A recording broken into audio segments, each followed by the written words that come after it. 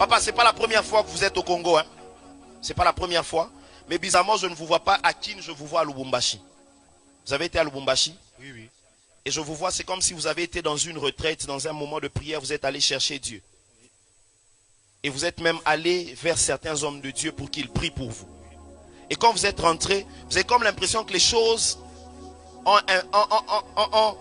commencé à marcher. Et puis à un moment, c'est comme si c'était parti.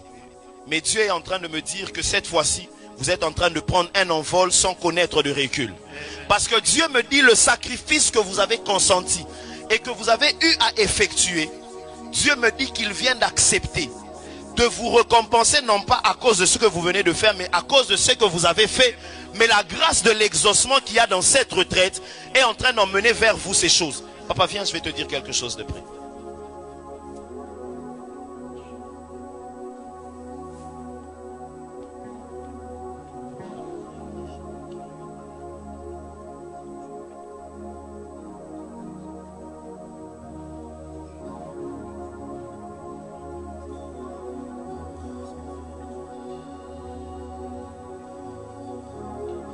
Tu vois?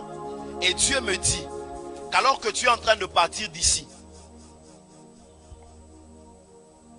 cette chose-là,